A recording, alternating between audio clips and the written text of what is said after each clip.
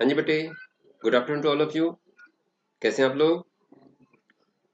Last class में हमने जो चैप्टर स्टार्ट किया था कंज्यूमर इक्विलिब्रियम, उसमें हमने पढ़ा था definition of consumer equilibrium, utility, utils, marginal utility, total utility और law of diminishing marginal utility.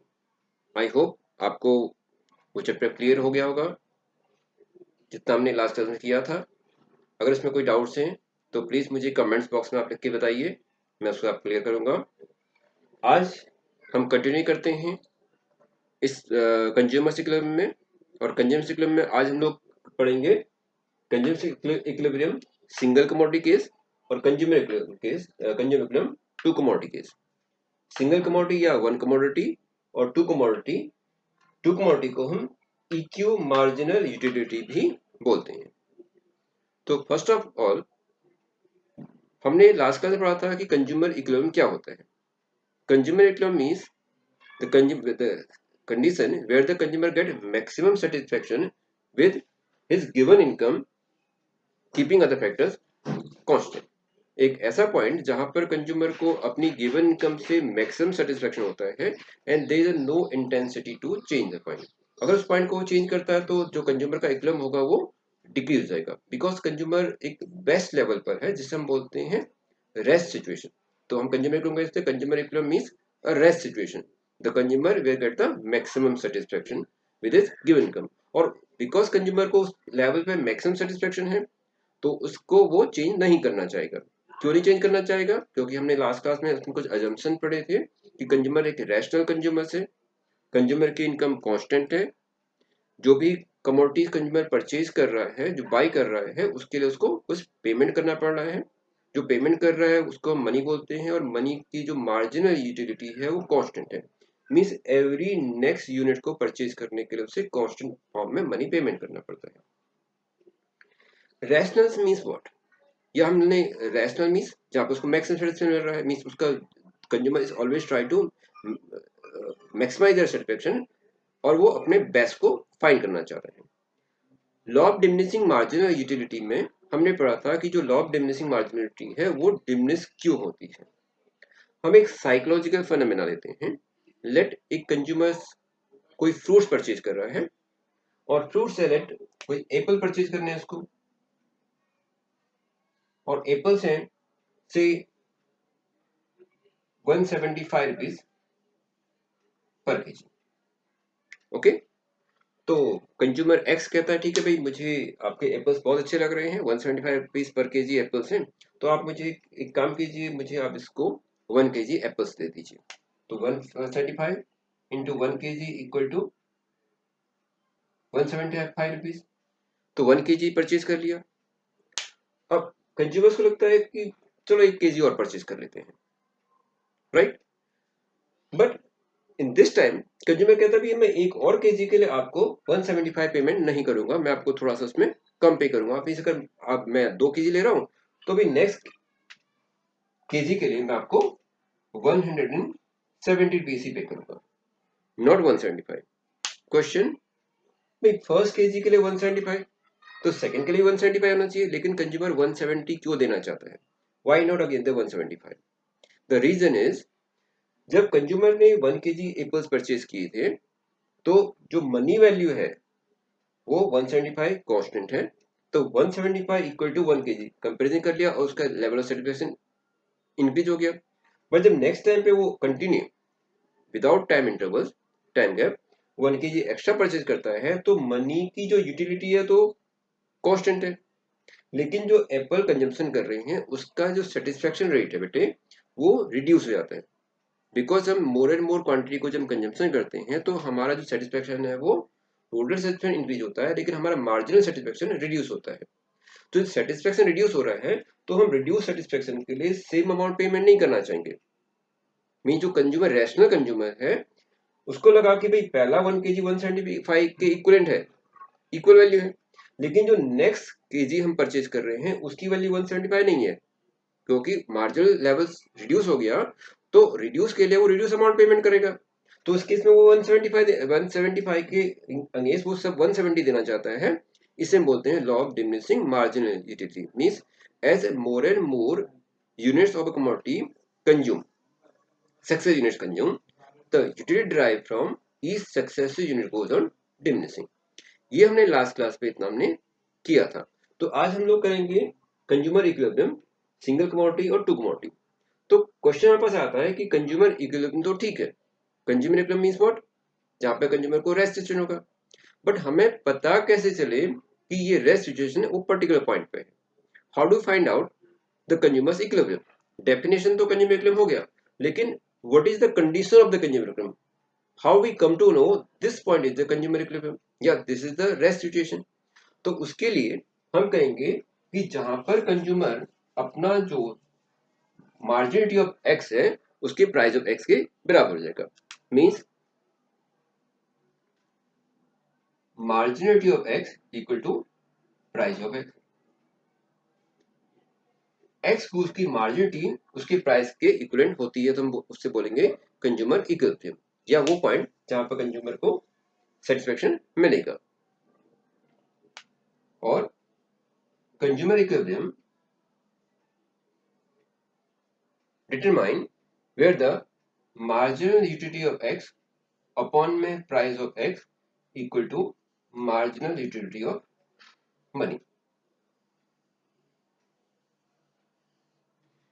जहां पर ये कंडीशन एप्लीकेबल होगी वो कंडीशन हमारे पास कंज्यूमर इक्विलिब्रियम की कंडीशन होगी।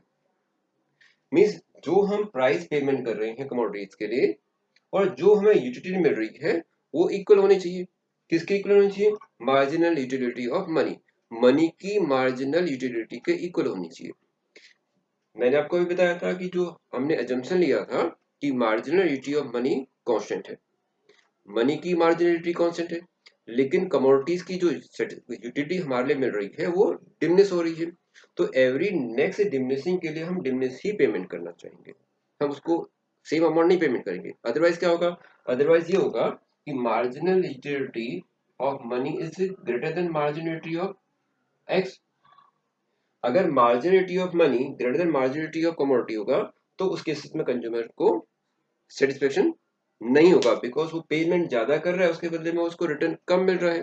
तो डेफिनेटली कंज्यूमर इस लेवल को नहीं लेना चाहेगा। तो this not the equilibrium, this is not the equilibrium situation. तो इक्विलिब्रियम वहीं पर होगा जहां पर कंज्यूमर का marginality of X upon price equal to marginal utility of money होगा। इसको हम एक न्यूमेरिकल एग्जांपल से समझने की कोशिश करते हैं। अभी हम सिंगल कमोडिटी की बात कर रहे हैं, consumer equilibrium single commodity.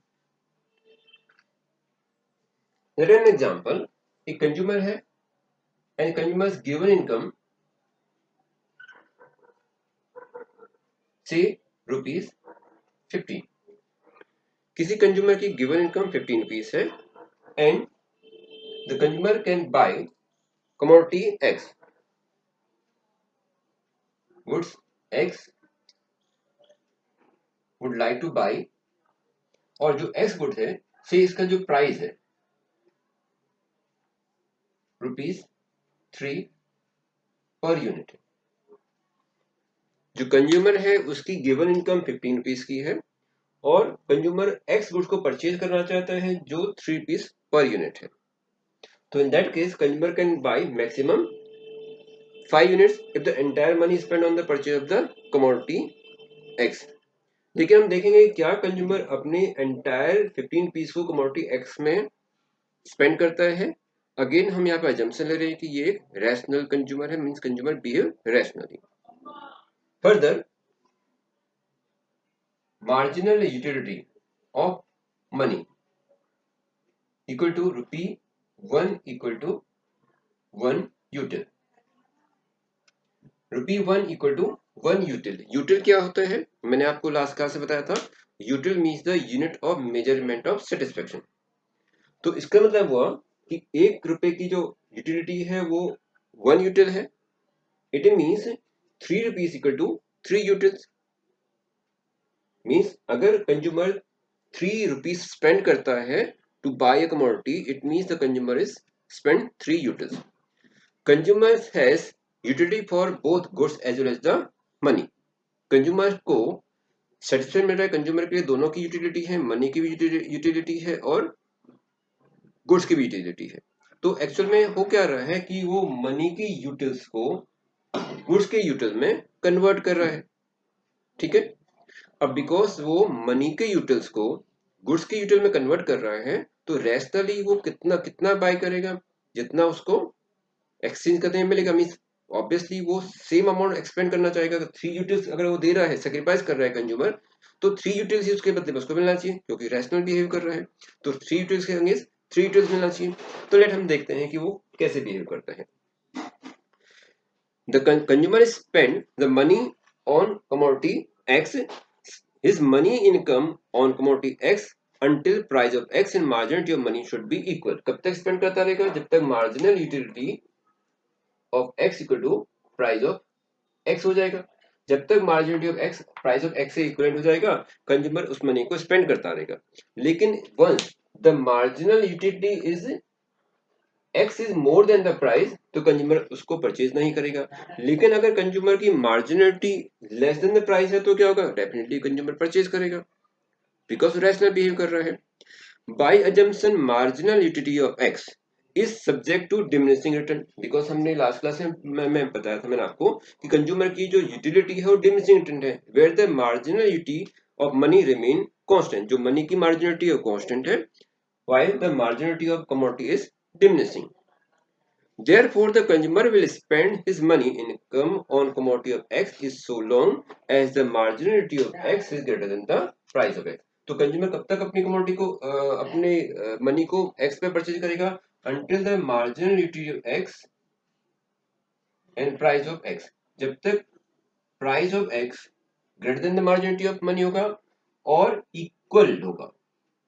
Means a rational consumer is purchase a commodity of X until the price of marginality marginality of X is greater than or equal to price of X। जब तक marginality of X is greater than marginality of X is greater than price of X। जब तक marginality of X जब price से ज्यादा होता रहेगा उसको परचेज करेगा, और अगर प्राइस के इक्विवेलेंट होगा तो भी परचेज करेगा। लेकिन अगर marginality of X less than price of X होगा तो उसको परचेज नहीं करेगा।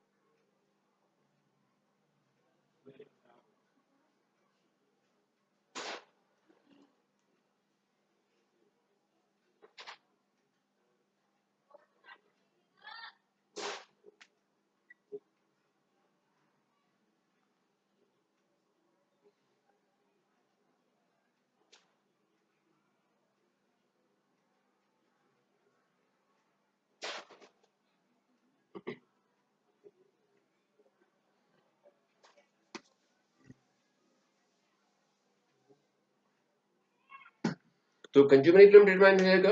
Consumer equilibrium is determine where the marginal utility of X equal to marginality upon price of X equal to marginality of money. Equilibrium marginality of X upon price of X equal to marginal utility of money. Okay, हम एक numerical इसमें draw करते हैं। ये consumer commodity purchase कर रहा है, purchase 1 2 3 4 5। हमने अजम्पशन लिया था कि कंज्यूमर्स के पास जो गिवन इनकम है वो 15 रुपीज है। जो कमोडिटी X है वो परचेज करना चाहता है जो 3 रुपीज की है। Further marginality of ₹1 equal to 1 util है, it means ₹3 equal to 3 utils है। और 15 यूनिट्स को परचेज करने के लिए the entire goods the consumer buy, तो वो मैक्सिमम 5 यूनिट्स को परचेज कर सकता है। तो यहाँ पर डिफरेंट पॉसिबिलिटीज हैं जहाँ पे कंज्यूमर गुड्स को परचेज कर रहा है।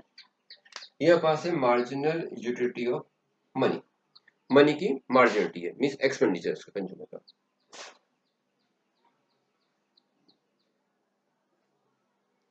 Three three three three three why three? Because money की जो मार्जिनल यूटिलिटी है वो कांस्टेंट है। Now marginal utility of X, जो एक्स गुड परचेज कर रहा है उसकी मार्जिनल यूटिलिटी कैसे आ रही है, because as more and more units purchase, more and more units of commodity consumed, the law of diminishing marginality is decreasing. तो जो marginality of x होगा वो डिक्रीज रहेगा। तो assumption किया हमने फर्स्ट कि लेट जो फर्स्ट यूनिट परचेज किए थे उसके अगेंस्ट जो marginality है वो 5 के इक्विवेलेंट मिली है। कंटिन्यू कंजम्पशन सेकंड यूनिट्स, जो marginality decrease, again fall, again fall and again fall, और इससे हम आगे जाएंगे तो ये और भी फॉल हो जाएगा। नाउ अब कंज्यूमर को इसमें गेन है या लॉस है।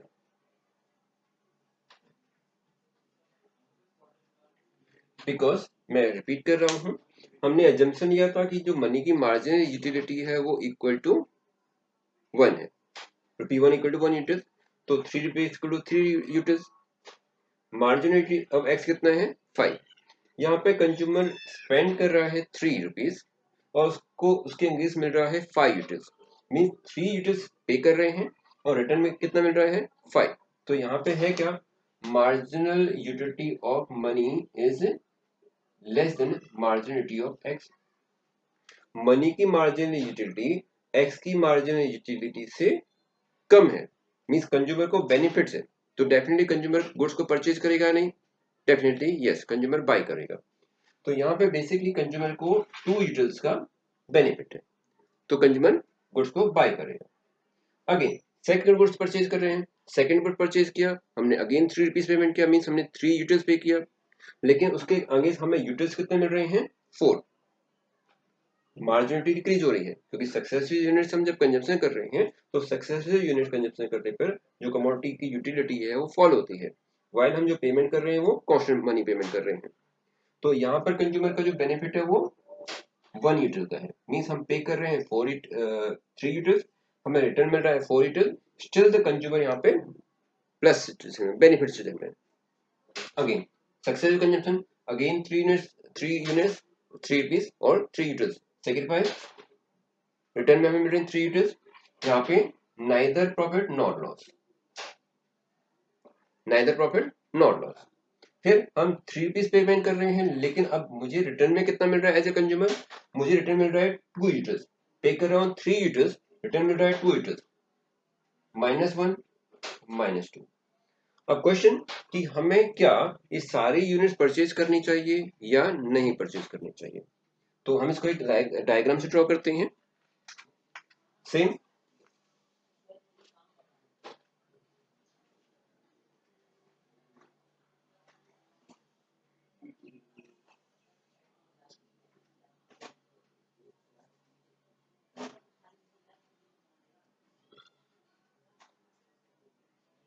y एक्सिस में हम लोग ले रहे हैं marginal utility of x and marginal utility of m, marginal utility of commodity and marginal utility of money, और एक्स एक्सिस में हम ले रहे हैं यूनिट्स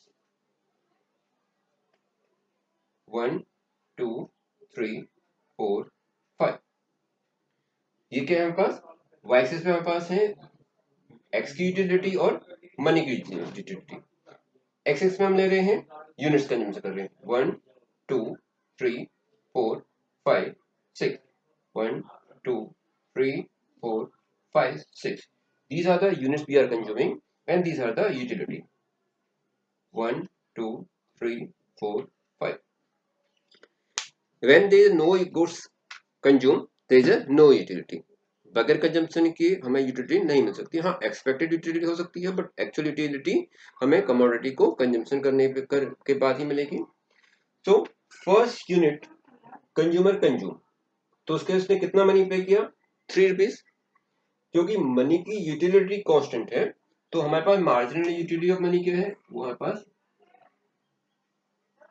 कांस्टेंट है, मार्जिनलिटी ऑफ मनी, ये पास मार्जिनल यूटिलिटी ऑफ मनी है, marginal utility of money MUM, this is constant. Okay, first unit consumption किया और फर्स्ट यूनिट को कंजम्पशन करने के अगेंस्ट हमें यूटिलिटी कितनी मिल रही है 5, first unit consumption marginality is 5, second unit consumption marginality is 4, third unit consumption marginality is 3, ऐसे देखो 5 4 3 2 1, इसको ड्रॉ कर रहा हूं मैं। फोर्थ इज 2, 3 5 इज 1, और जब इसको हम लाइन को हम ड्रॉ करते हैं तो ये लाइन हमारे पास ऐसे नीचे की ओर आती है, is the marginality of X. तो कंज्यूमर कमोडिटी को कहां पर कंजम्पशन कर रहा है? Consumer consuming the commodity where the 3 units means this is the equilibrium point, this is the equilibrium point. तो कंज्यूमर इक्विलिब्रियम कहां पे होगा? Consumer equilibrium determine where the marginal utility of X equal to marginality of money. तो कहां पे equilibrium determine होगा consumer का? Where the marginal utility of X equal to marginal utility of M. जहां पर कंज्यूमर की मार्जिनल कमोडिटी मनी की commodity utility के इक्वल होगा, वो कंज्यूमर का इक्विलिब्रियम होगा। अगर कंज्यूमर उससे कम पे, ओके हम कहते हैं कि व्हाई नॉट सेकंड यूनिट, भाई यहां पर क्यों नहीं?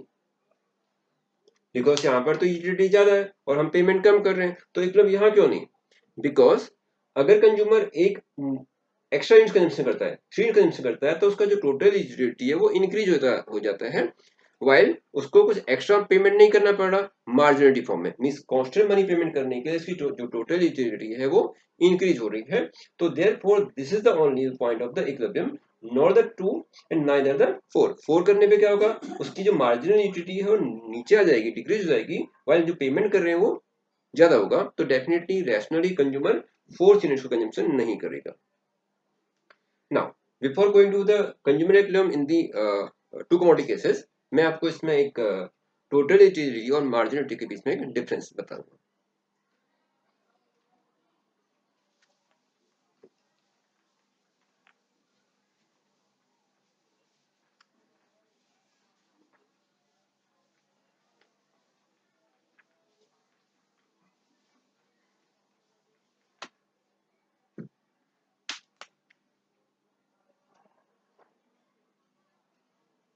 Difference between PU and MU, total utility and marginality. Okay, diagrammatically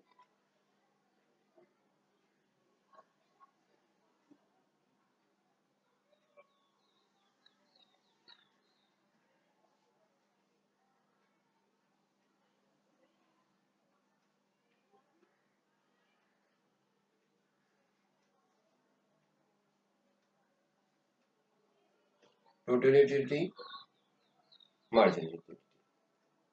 Okay,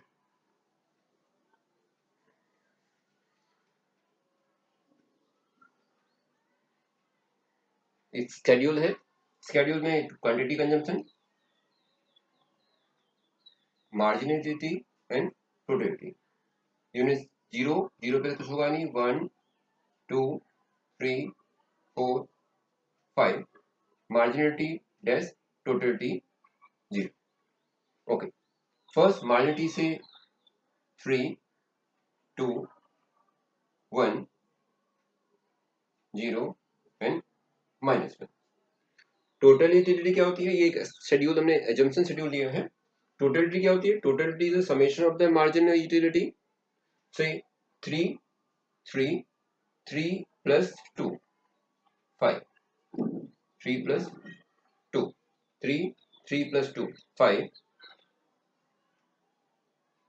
6, this is 3 plus 2 plus 1, this again 6, 3 plus 2 plus 1 plus 0, and this is 5, 3 plus 2 plus 1 plus 0 minus 5. So this is marginal utility and this is total utility. हम TU से MU भी find कर सकते हैं और MU से हम TU को भी फाइंड कर सकते हैं। अब स्केड्यूल को हम ड्रॉ करते हैं अपने डायग्राम में। तो मैक्सिमम हमारे पास जो क्वांटिटी कंजम्पशन है वो 5 है, तो यहाँ पास है 1 2 3 4 5, 1 2 3 4 और ये इधर हमारे पास है टीयू। टीयू हमारे पास मैक्सिमम है 6, 1 2 3 4 5 6 7।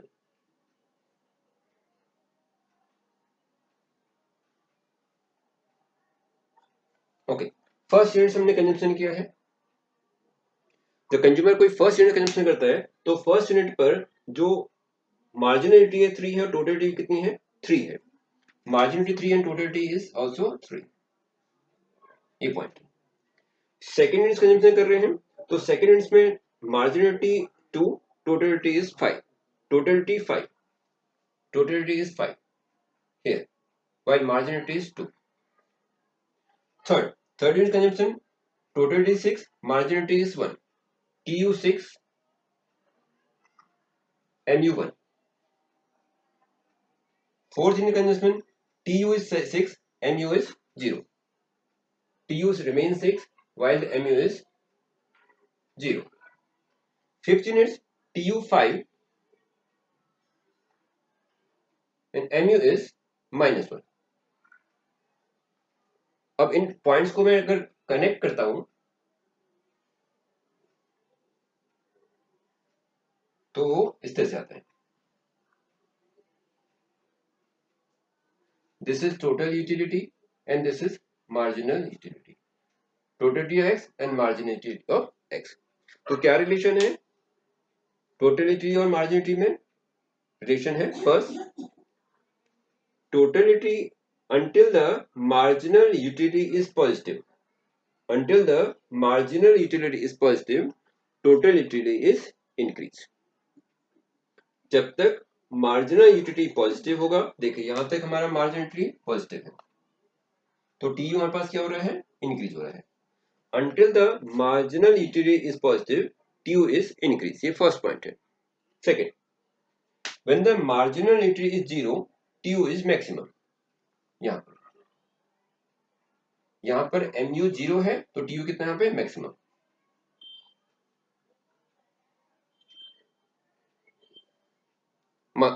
MU is maximum। Third, when MU become negative, TU start to fall। Fourth, TU is always positive, but MU can be positive or 0 or negative। TU is always positive, MU can be positive, MU can be 0 और MU can be negative। तो जब तक हमारे पास MU positive रहता है तब तक TU increase होता है, जब MU 0 जाता है तो TU हाईएस्ट होता है और जब MU नेगेटिव हो जाता है तो TU उस केसेस में पॉजिटिव हो जाएगा।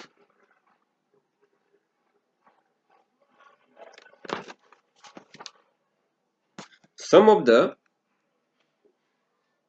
MU equal to TU। Now, next, two commodity cases. Consumer equilibrium in two commodity cases.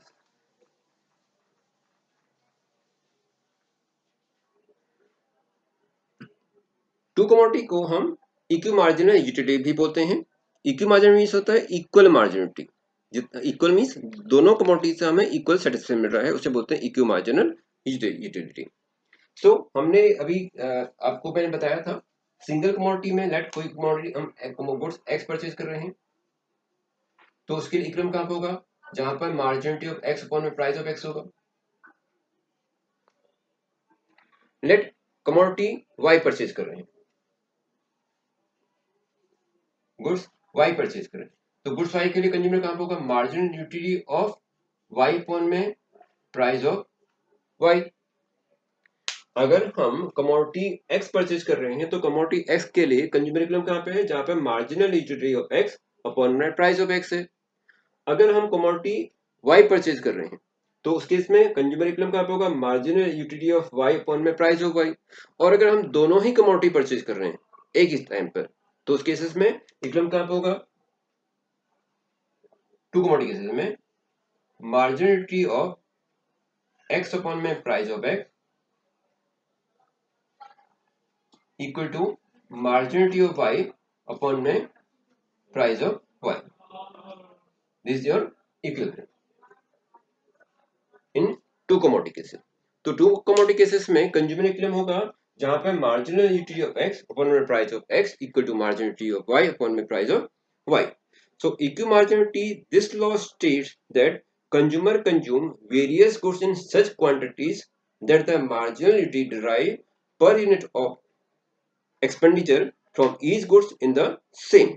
In the other word, a rational consumer spend his income on various goods, goods X and goods Y. हमने अभी यहाँ पे दो ही goods दी थी. Various goods he consume in such a manner that each rupee spent on each goods get the same utility. Means जो consumer है वो X और Y को पर इतना money spend करेगी, the last units of money spent on the both goods give the equal satisfaction.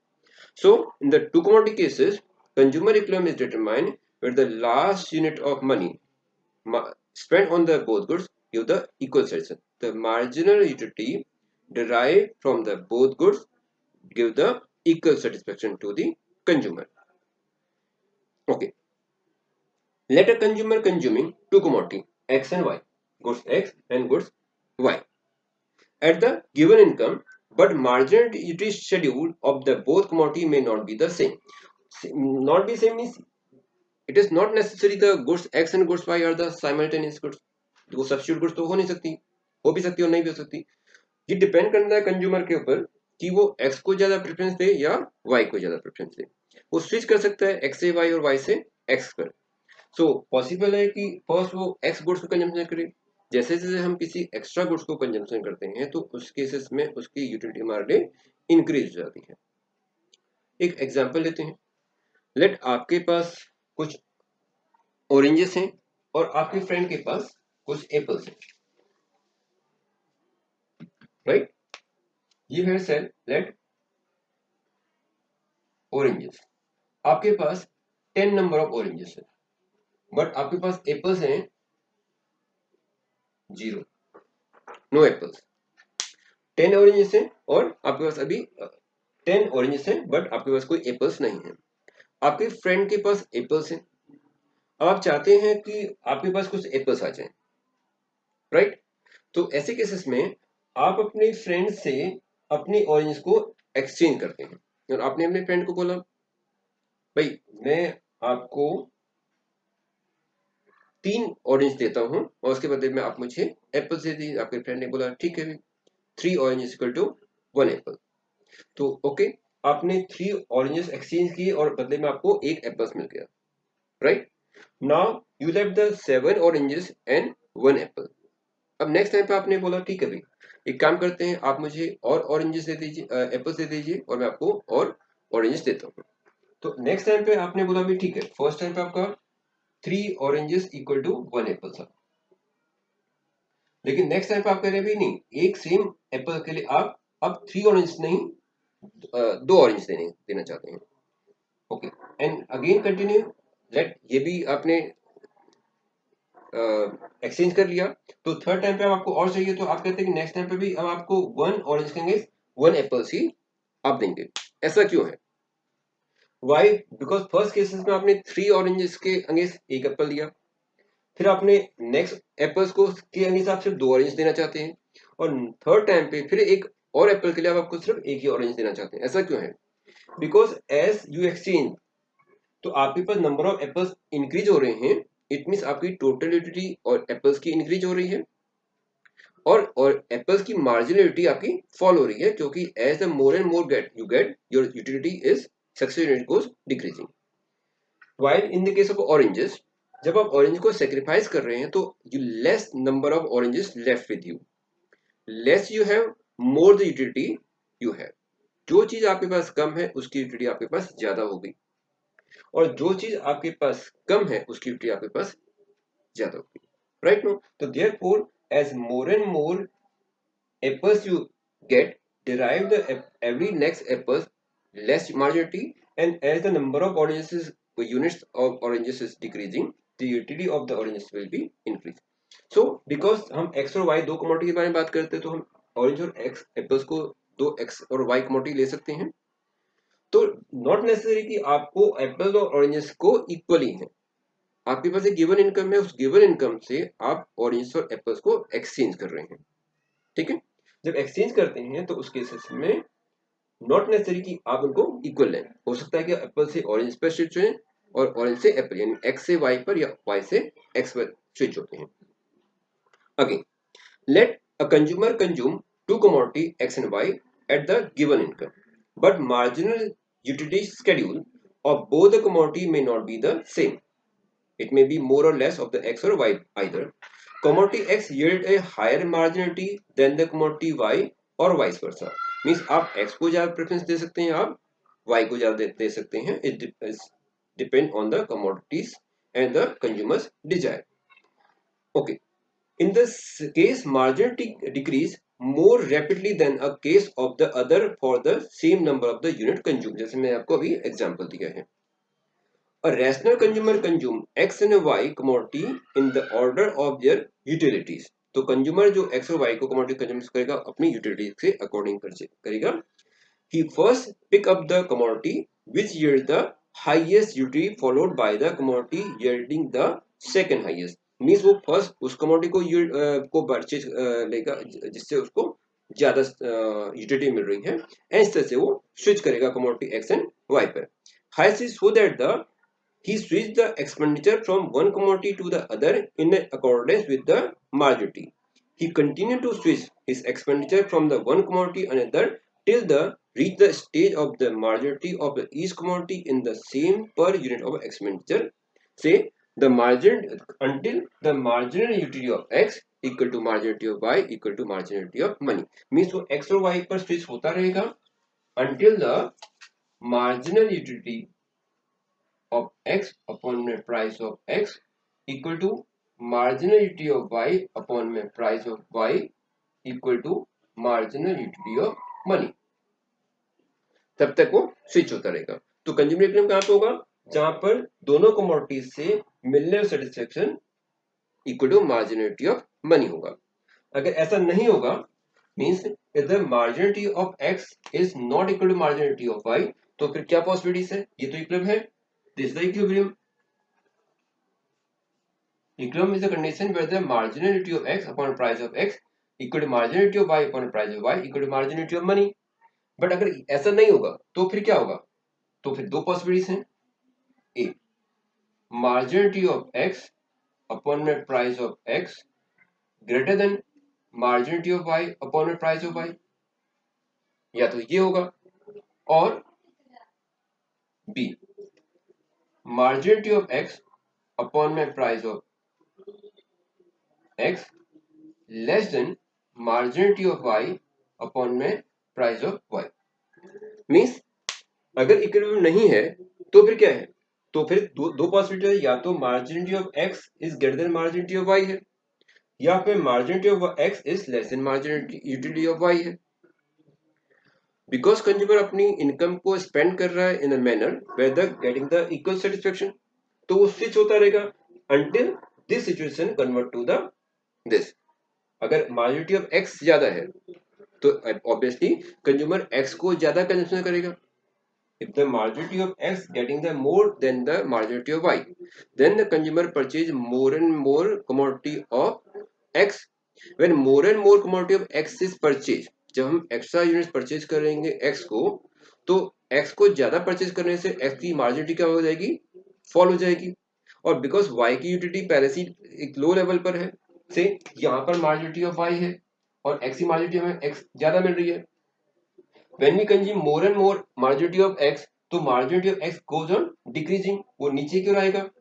और कब तक आएगा? जब तक वो y के पैरेलल में आ जाएगा. और once we reach at this level, तो this not the marginality of consumer equilibrium, means there is the EQ marginal utility. और अगर reverse है, the marginality of x is less than marginality of y, तो the consumer is start to consuming more units of x because y की utility हमारे पास यहाँ पर y की unity यहाँ पे ज्यादा है, x ही कम है, राइट नो. तो वो स्विचिंग करेगा y से x की ओर until the again reaching at the this level.